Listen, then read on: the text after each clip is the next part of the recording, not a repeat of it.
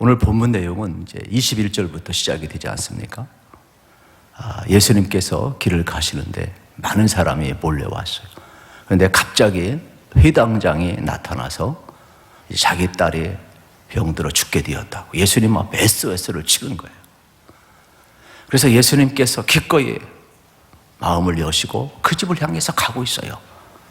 그런데 12년 동안 혈혈증 같은 한 여인이 끼어들기를 시작을 하는 겁니다. 예수님께서 이 여인을 외면하지 아니하시고 금방 될 일 같은데 야유르 입장에서는 금방 안 되는 겁니다. 시간이 길어집니다. 그런데 한 여인에게는 놀라운 일이 일어나지만은 얼마 안 가서 회당장 야유르의 집에서 한 사람이 와요. 그러면서 이렇게 이야기합니다. 당신의 딸이 죽었습니다. 더 이상 예수님을 괴롭게 하지 마시고 우리 갑시다. 이렇게 이야기하는 장면이 오늘 텍스트가 되겠지요. 그러면서 35절에 보십시오. 예수님과 혈증 앓는 여인이 깊은 대화를 이어가고 있는데 완전히 분위기가 확 바뀌잖아요. 같이 읽읍시다. 시작. 아직 예수께서 말씀하실 때에 회당장의 집에서 사람들이 와서 회당장에게 이르되 당신의 딸이 죽었나이다. 어찌하여 선생을 더 괴롭게 하나이까? 지금 한 여인은 살아나고 있고 12년 동안 고통당하는 이 여인은 환희에 차 있는데 이 마무리하기도 전에 찬물을 끼얹는 한 사건이 또 등장을 하는 거예요. 회당장 야이르의 딸이 죽었다는 것이죠. 교차되고 있어요. 어쩌면은 회당장 야이르의 딸은 죽고 혈증한 여인은 살아나고 있는 것을 보죠. 한 사람은 기쁨이 있고 한 사람에게는 절망이 찾아온 겁니다. 그래서 이 희비곡선이 교차되는 그러한 순간이에요. 신기한 것은요, 혈루증 앓는 여인도 12년 동안 앓았죠. 회당장 야이르의 딸도 12살이 되겠죠. 다 이야기를 할 수 없지만은 성경이 전하고자 하는 메시지도 있을 거예요. 12제자가 있고 12지파가 있고 그냥 10이라는 수를 배열하지는 않았다 저는 생각을 합니다. 상징적인 의미가 있어요. 그러면서 35절에서 계속 한 사람이 말하는 거예요. 딸이 죽었으니까 더 이상 예수님을 괴롭게 하지 말고 우리 그냥 가자. 이러한 내용이 되겠죠. 그러면 여기서 의문이 들 거예요. 회당장 야이로 입장에서는 이 여인이 끼어들지만 않았으면 내 자식은 죽지 않았을 것이라는 생각이 들까요? 안 들까요? 들 수밖에 없지요. 우리도 이런 일이 많이 발생을 하게 됨을 보게 됩니다. 내가 원하는 대로 상황이 돌아가지 않을 때 우리는 기도합니다. 하나님 도와주세요. 하나님 도와주세요.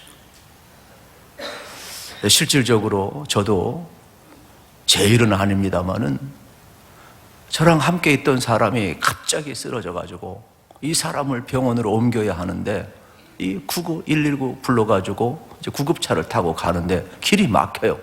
아무리 빵빵거려도 막히니까 재간이 없는 거예요. 모세의 기적은 그냥 텔레비 뉴스에서는 나오는 거지 내가 닥쳐버리면 앞에 막히는데 어떡할 거예요.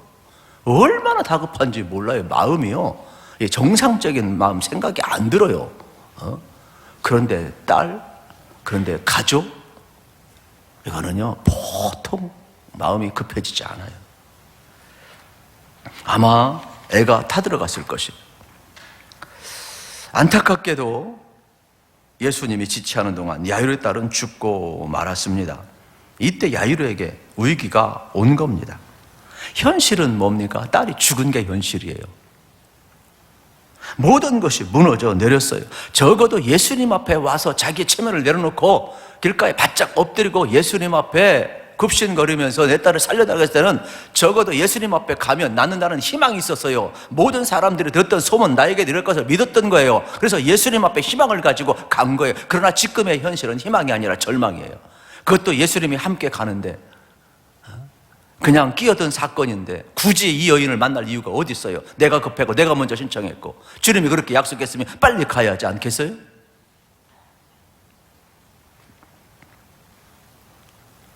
주변에서 사람들도 이렇게 이야기를 합니다. 딸이 죽었으니까 그만 예수님 앞에 요청하세요. 그럴 때 현실은 딸이 죽었고 주변 사람도 그만 예수님 기록표라고 하니까 아마 회당장 야이로는 시험 들었을 거예요. 어떡하지? 그때 예수님이 그 이야기를 듣고 이렇게 말씀하십니다. 36절, 아주 중요한 내용이 되겠죠. 시작. 예수께서 그가 하는 말을 곁에서 들으시고 회당장에 이르시되 두려워하지 말고 믿기만 하라 하시고. 아멘. 뭐라고 이야기합니까? 두려워하지 말라, 믿기만 하래. 할렐루야. 참 놀라운 사실은 뭐냐면 두려움과 믿음은 공존할 수 없어요. 사람이 두려워하면 믿음이 없는 것이고 믿음이 있으면 두려움은 사라질 줄로 믿습니다. 그래서 우리가 지금 선택을 해야 되는 거예요. 내가 상황 속에 빠져서 두려워할 것이냐, 아니면은 믿음을 붙들고 담대할 것이냐, 선택을 하는 게 믿음인 거죠. 그래서 예수님이 두려워하지 말고 믿기만 하라 말씀하는 장면을 보게 되는 겁니다. 만약 우리가 믿음을 가졌다면 우리 속엔 두려움은 사라질 거예요. 그러나 우리가 믿음이 있다고 하면서 두려워하기 시작하면 믿음은 없는 겁니다. 우리는 둘 중에 하나를 선택하며 살 수밖에 없어요. 사실 믿음은 여러분 놀라운 기적을 일으켰죠. 지금 가장 시험에 들 야이로는 가장 위대한 사건을 조금 전에 목격을 했어요. 12년 동안 혈중 앓는 여인이 예수님의 옷자락에 손만 대어도 낫는 기적을 그는 보았어요. 그리고 우리 주님이 어떤 분인가 그는 보았어요. 어쩌면 예수님께서는 회당장 야이로 집에 가기 전에 12년 동안 혈중 앓는 이 여인의 아픔을 긍휼히 여기시고 고쳐줌으로 믿는 자에게는 이러한 기적이 나타나는 것을 보여주고 싶었는지 몰라요. 예수님을 따르는 제자들도 믿음이 있다고 하지만 계속해서 흔들리니까 예수 그리스도가 누구인가를 보여주고 싶었는지도 몰라요. 그렇기 때문에 현장에서 믿는 자에게는 기적이 일어난다는 현장을 지금 보여주고 있는 내용이 여러분 지난주에 이어서 오늘 본문이 된다고. 그래서 하나의 텍스트지만은 사건이 둘로 있기 때문에 제가 둘로 나눠서 지금 말씀을 전하고 있는 겁니다. 그렇습니다.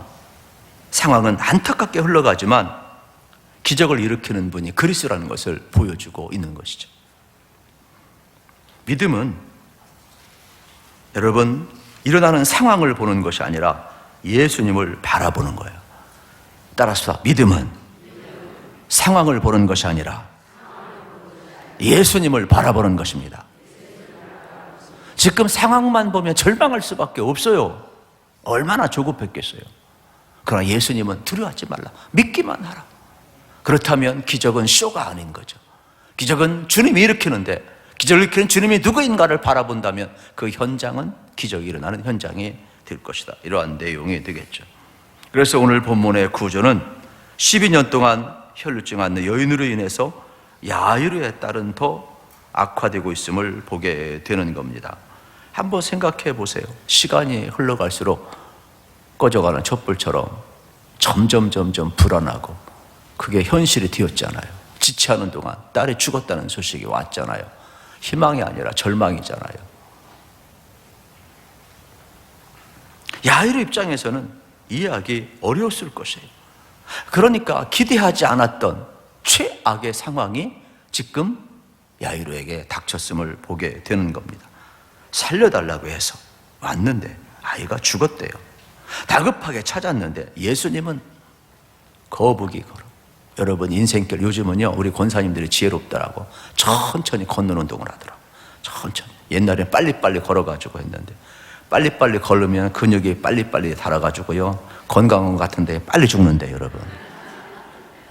진짜예요. 토끼는 있잖아요. 토끼는 아무리 빨리빨리 다녀도 있잖아요 2년밖에 못 살아요 여러분. 거북이는 아무리 느리게 다녀도 400년 이상을 살아요 여러분. 지금 예수님이 거북이 걸음을 하고 있다. 거북이 걸음을. 얼마나 답답했겠어요.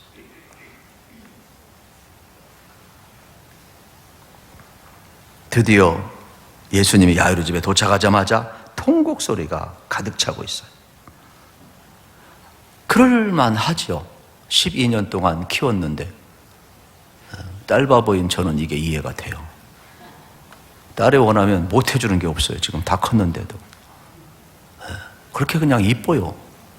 12년 동안 키울 때 얼마나 좋아요. 자녀도요, 18세 이하가 좋은 거예요. 18세 이상 넘어가면 다 자기 생활을 해요. 그 안에 서로 오손도손 키울 때가 좋은 거지. 그래도 좋은 거예요, 그래도.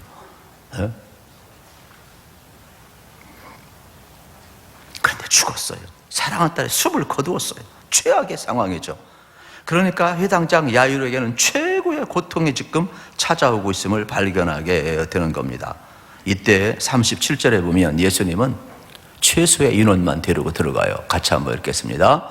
베드로와 야곱의 형제 요한 외에 아무도 따라옴을 허락지 아니하시고, 왜냐하면 기적은 쇼가 아니기 때문에, 기적은 믿음의 사건이기 때문에. 그래서 최소한 인원만 데리고 예수님이 이 소녀에게 가고 있는 장면을 이제 우리가 볼 수가 있게 되겠습니다. 그러면서 주님은 이 아이 앞에 나가서 이렇게 이야기를 하고 있습니다. 39절입니다. 39절 시작. 들어가서 그들에게 이르시되 너희가 어찌하여 떠들며 오느냐, 이 아이가 죽은 것이 아니라 잔다 하시니. 지금 울고 있고 안타까워하고 있는데 예수님은 죽은 게 아니라 잔다라고 이야기를 하고 있어요. 여러분 같으면 어떻게 반응을 보이시겠습니까? 사람들은 비웃기 시작합니다. 죽은 건 죽은 것이지 왜 잔다라고 이야기하냐는 거예요. 사람들은 자기 경험, 자기 지식의 한계 상황 외의 것은 받아들이지 못해요. 여러분도 그렇잖아요. 그래서 저는 항상 기도하죠. 성령의 임재가 있기를. 그래 여러분의 생각과 경험을 뛰어넘어서 어떠한 말씀도 받아들일 수가 있는 거예요. 사람은요, 대단한 것 같지만은요, 얼마나 좁은지 몰라요. 죽은 건 죽은 것이지 왜 찬다고 하느냐. 그들은 죽음 그 이상은 생각지 못하기 때문에 조롱하고 있는 장면을 보게 되는 겁니다. 그래서 40절에 보세요. 그들이 비웃더라 그랬어요. 당연한 것 아니겠어요? 그러면 주님께서는 주변 사람들의 비웃음을 들으셨지만 묵묵히 당신의 일을 하고 있음을 발견하게 되는 겁니다. 믿음의 길이 그런 것 같아요. 여러분, 믿음 생활하려면 꿋꿋해야 돼요. 예수님 바라보시고 때로는 가족이 비웃을 수 있어요. 때로는 주변 사람들이 비웃을 수 있어요. 그러나 예수님처럼 꿋꿋이 자기 사명, 자기 길 걸어가시기를 축복합니다. 오히려 예수님께서는 더 당당하게 이 소녀에게 가고 있는 장면을 보게 되는 겁니다. 그러면서 그의 방에 들어가서 선포하시잖아요. 41절 같이 읽겠습니다. 그 아이의 손을 잡고 이르시되 달리닫고 마시니 번역하면 곧 내가 내게 말하노니 소녀 일어나라 하심이라. 아멘. 아이의 손을 잡고 일어나라 합니다. 달리닫고 맙니다. 달리닫고는 아람어로 소녀야 일어나라, 일어나라는. 누가 지금 선포하고 있어요? 예수님이 선포하고 있어요. 죽음의 자리에 생명을 선포하시는 분이 누구예요? 그걸 보라는 거예요. 그래서 예수님이 누구인가를 보여주는 것이 단순한 기적 사건이 아니에요. 단순한 치유 사건이 아니에요. 그 이상 예수님을 바라보는, 우리는 기적을 바라보고 치유를 바라보고 있는데 아니에요. 그 일을 행하시는 분이 누구냐? 예수를 바라보라는 거예요. 그래서 오늘 성경은 예수님이 누구인가를 바라보라는 거죠. 여러분이 설교를 들을 때도 마찬가지예요. 수많은 예화는 예수님을 소개하는 거예요. 수많은 스토리 전개로 예수님을 소개하는 거예요. 어떤 사건을 기억하는 것이 아니라 그 일을 행하시는 분이 누구냐? 예수 그리스도라는 거예요. 그분을 바라보는 게 은혜인죠. 그게 설교예요.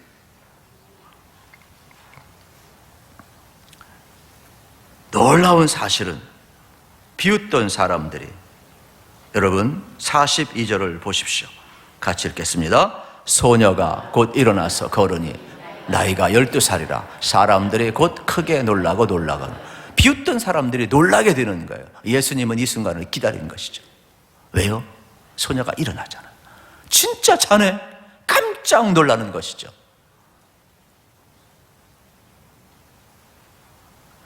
어쩌면은 예수님께서는 질병의 치유 사건보다도 전혀 다른 차원의 역사를 지금 일으키고 있는 장면을 보게 되는 겁니다. 그래서 마가복음 여러분 앞부분에 보게 되면은 예수님이 누구인가를 소개하는데, 마가는 바다에서 풍랑을 만났을 때에 여러분 풍랑도 바람도 잔지 않게 하시는 예수 그리스도를 소개하고 있어요. 모든 자연을 통제하시는 분, 만드실 뿐만 아니라, 그리고 그 앞부분에서도 모든 질병을 치유하시는 누구냐? 예수 그리스도라는 거예요. 그리고 또 귀신 들린 자를 내어 쫓으셨어요, 예수님이. 그리고 악한 영들을 통치하시는 분이 그리스도라는 거예요. 이제는 죽은 자를 향하여 살려내신 예수 그리스도, 사망의 자리에 생명을 선포하시는 예수 그리스도, 그걸 지금 마가는 우리에게 소개하고 있음을 보게 되는 겁니다. 그러므로 오늘 말씀의 핵심은 간단합니다. 예수가 누구냐? 죽음까지도 다스리는 분이 예수라는 거예요. 이걸 지금 이야기하고 있음을 발견하게 되는 겁니다. 여러분, 아담과 하와가 범죄한 후에 인류에게는 죽음이 왔습니다. 어느 누구도 피할 수가 없어요. 당당한 사람도요, 죽음 앞에는 꼼짝 못하는 거예요. 하나님 뭐라고 말씀했어요? 범죄한 후에 너는 흑인이 흑으로 돌아갈지라 반드시 죽으리라 그랬어요. 그러니까 지금 죽음이 지배하는 이 땅에 야일의 딸이 살아난 사건은 대단한 사건이에요. 그래서 성경에서 예고편이 몇 개 나오는데, 여러분 나인성 과부의 아들이 살아나고 죽은 나사로가 살아나고, 오늘 본문 속에 회당장 야일의 딸이 살아난 이 사건은 죽음이 끝이 아니라요. 역사는 죽음이 끝이에요. 하나님이 선언하셨어요. 그리고 죄 아래에 있는 것은 모든 것 죽음이 끝이에요. 그러나 예수님이 오심으로 말미암아 이러한 예고편을 보여주는데, 죽음이 끝이 아니라 그 뒤에 생명이 있고 부활이 있다는 것을 보여주는 사건이 되겠죠. 그래서 재창조의 사건을 예고하고 있는 내용이 되겠습니다. 장래의 새 하늘과 새 땅에 이루어지는 예고편이 지금 펼쳐지고 있죠. 죽음의 이름에 슬픔이 가득 찬 세상에 새 생명으로 살아남으로 뭐라고 이야기합니까? 기쁨이 가득한 노래를 부를 날이 올 것이라 희망을 보여주는 전주곡이 되겠습니다. 이것은 이미 이사야 선지자를 통해 예언되었고 요한계시록을 통해 완성될 하나님의 나라를 우리는 알고 있습니다. 그래서 요한계시록 21장 22장에 보면 새하늘과 새 땅이 열려지면서 그곳은 더 이상 죽음도 애통한 것도 없고 영원토록 하나님 나라에서 영생복락 누리는 것을 우리가 환상을 통해 보고 있지 않습니까? 혈류증 같은 이 여인, 어쩌면은 야이로 입장에서는 자기의 상황이, 자기 사랑하는 딸의 죽음으로 이어지는 절망으로 이어진 상황까지 간 거예요. 그런데 예수님은 전혀 뜻밖의 모든 사람이 죽음이 끝이라고 하는 그 순간, 모든 사람이 죽음 앞에 슬퍼하고 절망하는 그 순간, 예수님은 위대한 반절을 지금 준비하고 계셨던 것이죠. 사망 권세가 덮은 세상, 부활의 서광을 비춰주는 영광스러운 사건을 준비해 놓고 있음을 발견하게 되는 것입니다. 실질적으로 그랬어요. 예수님이 오시기 전까지는 어느 누구도 부활을 생각하지 못했어요. 죽음으로 끝났어요. 그냥 심판이에요. 죽음은 장례식밖에 할 수 없어요. 더 이상 할 수 있는 게 없어요. 한 번 정한 것은, 여러분, 사람이 태어나서 죽는 거 정한 이치, 그에 심판이 있다 그랬어요. 그런데 사복음서에서, 오늘 본문에서 이렇게 죽은 자가 살아나는 예고편을 통하여서 여러분, 우리를 살릴 분이 있다라는 사인을 보여주는 거예요. 그분이 누구냐? 예수 그리스도. 여러분, 예수님은 우리의 죄만 사는 게, 우리만 구원하는 것이 아니에요. 우리에게 영원한 생명을 가져오신 분이 예수님을 믿으시길 축복합니다. 그래서 성경의 예고편을 보면 너희들도 살아난다는 거, 예수님도 그 길을 가셨고, 예수님이 누구인가를 보라는 거예요. 오늘날 복음이 얼마나 절실히 필요한지 몰라요. 그래서 우리는 요한복음 11장 25절 26절을 여러분 기억하시죠. 예수께서 이르시되 나는 부활의 생명이 나를 믿는 자는 죽어도 살겠고 무릇 살아 나를 믿는 자는 영원히 죽지 아니하리. 이것을 내가 믿느냐? 아멘. 믿습니다. 할렐루야. 오늘 이 복음이 필요한 거예요, 우리에게는. 야이로의 딸이 죽은 사건, 그 당시 인간의 눈으로 볼 땐 비극이었어요. 야이로 입장에서는 거북이 오름하신 예수님이 너무나 야속했을 것이에요. 그런데 한 가정에 닥친 이 비극을, 이 절망의 순간을 하나님은 놀라운 반전의 계기로 삼으시잖아요. 축제로 바꿔놓고 있어요. 절망의 자리를 환희로 완전히 바꿔놓고 계심을 보게 됩니다. 그게 누구냐? 그리스도라는 거예요. 혈루증 앓던 이 여인, 단순히 불필요한 사건으로 끼어든 사건이 아니에요. 죽음으로 가득 차고 절망으로 가득 찬 이 땅에 하나님은 새로운 생명의 역사를 가져오기 위해서 준비된 사건으로 배열하고 있음을 보게 되는 겁니다. 우리는 믿으셔야 돼요. 주님은 실수가 없는 줄로 믿으시길 축복합니다. 하나님의 때가 가장 좋은 때예요. 상황이 악화될수록 기적은 더욱더 빛난다는 것을 믿으셔야 되겠습니다. 죽은 자를 살리는 것은 아무나 할 수 있는 것이 아니에요. 인간은 죽음이 끝이에요. 우리가 할 수 있다면 장례식 치른 일밖에 없다라는 것이죠. 지금 예수님은 회당장 야이로의 딸 죽음까지 지금 바꿔놓는 장면을 보게 되는 것이죠. 죽음의 자리에 생명의 자리에 절망의 자리에 환희, 희망, 기쁨으로 바꿔놓고 있잖아요. 그러니까 죽음이 부활로 연결되고 있음을 알려주고 있음을 여러분 바라보게 되는 겁니다. 우리 신앙의 기초가 뭡니까? 십자가와 부활이죠. 십자가는 최악의 상태를 이야기하는 거예요. 그리고 여러분 부활은 최고의 상태를 이야기하는 것이 되겠죠.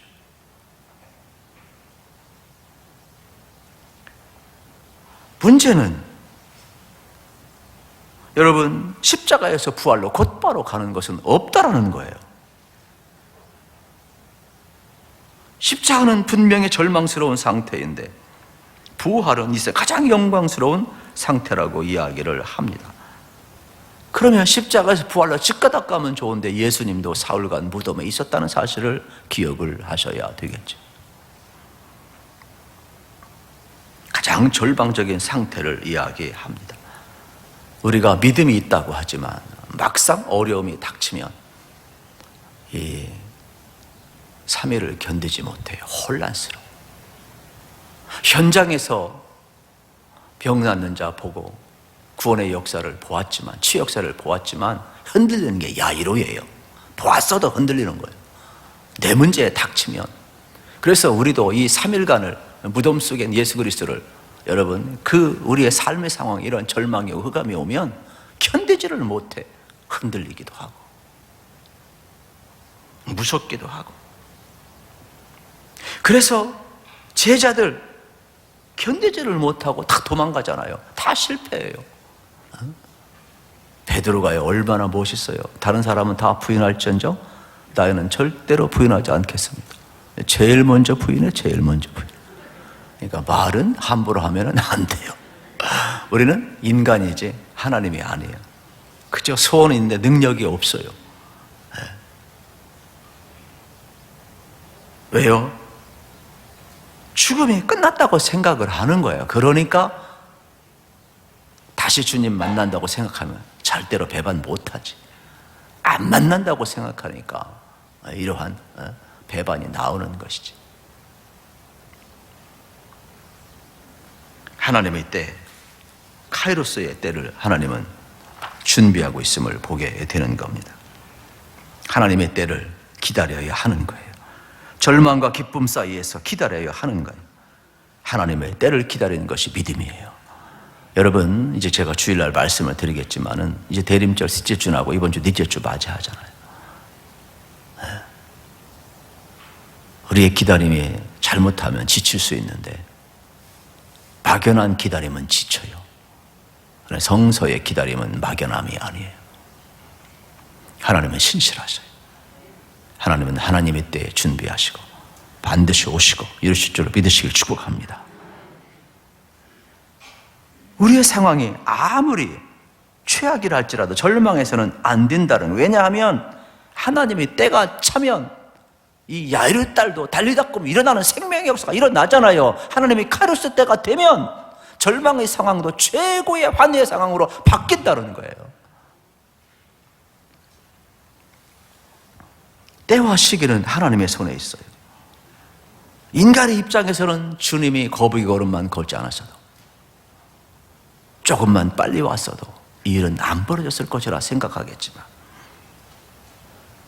우리는 그 순간을 이기지 못하고 좌절하고 절망해요. 그러나 시간의 주인은 하나님이심을 믿으시고 하나님 신뢰하시기를 축복합니다. 전도서 3장 1절 기억하시죠? 범사에 기한이 있고 천하만사가 다 때가 있다고 그랬어요. 그러면 가장 좋은 시간은 하나님이 아셔요. 가장 좋은 때는 하나님이 아셔요. 시간의 주인은 우리가 아니에요. 하나님이셔요. 그렇다면 우리에게 벌어진 일들은 내가 볼 땐 절망이지만 하나님은 준비하셔요. 여러분, 예수님 오심도 이사야 700년 전에 예언하시고 700년을 준비하신 분이 우리 하나님이세요. 대충 하신 분이 아니에요. 전능하신 분인데도요, 대충 하지를 않아요. 여러분, 신방 하나 봤더라도 대충 하는 사람 봤어요? 오늘도 제가 오후에 신방이 있는데 아마 일주일 전부터 예고했던, 일주일 전부터 준비하고 있을 거야. 아마 대충 하는 사람 없어요. 하나님도요, 절대로 예수님 보낼 때 대충 한 적이 없어요. 그러면 우리 기다림도 마찬가지. 대충 기다리는 게 아니야. 대강절 그러니까 대충 그냥 기다린 줄 아는데 그게 아니에요. 오늘날 우리는 대충 지내지만은 그게 아니에요. 우리 하나님 심정을 가지고 철저히 준비하셔야 되겠죠.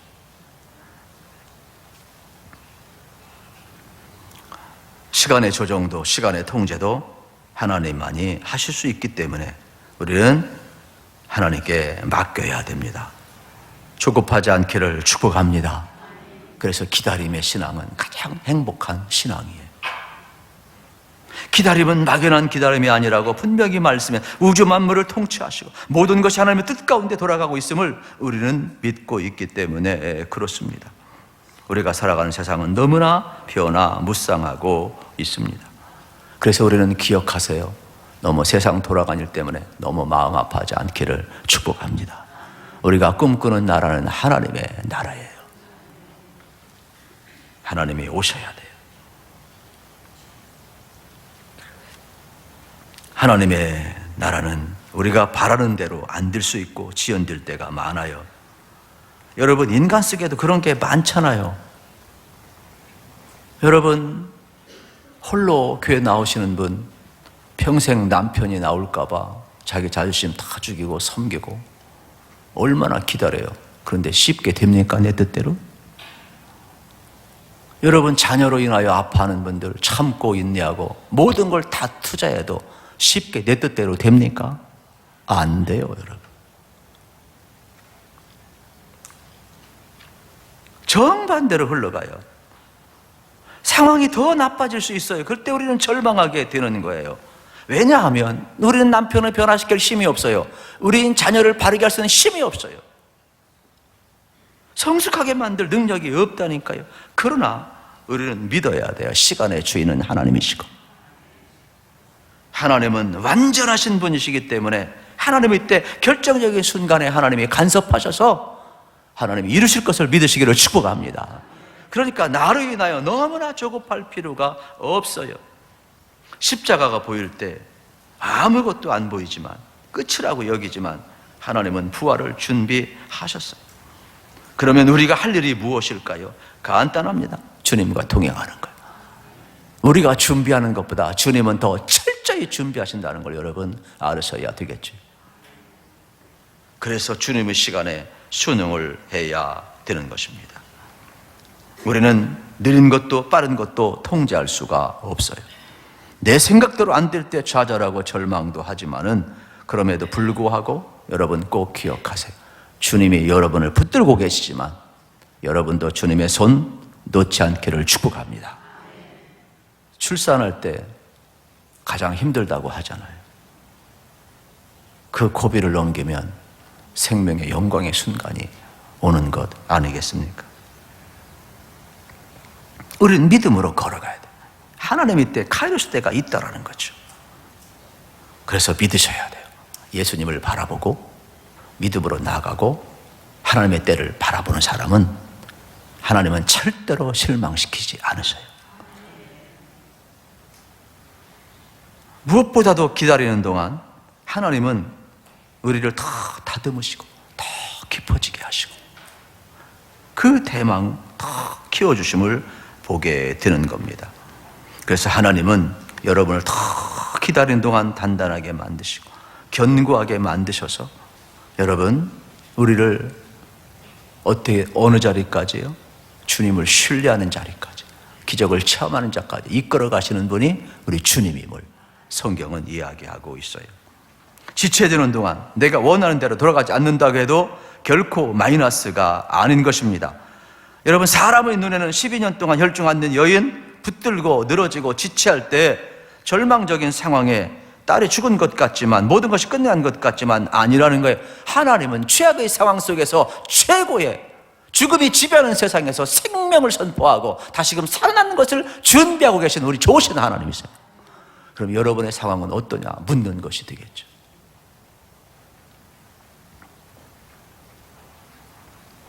여러분, 응답이 지체된다고 끝난 것이 아니라 하나님의 때 믿으시기를 축복합니다. 특별히 절망적인 사람일수록 더 하나님의 때가 가까이 온 거예요. 하나님은요, 하나님의 때 준비하고 계셔요. 그래서 꼭 최고의 영광을 경험하는 은혜가 있기를 우리 주님의 이름으로 축복합니다.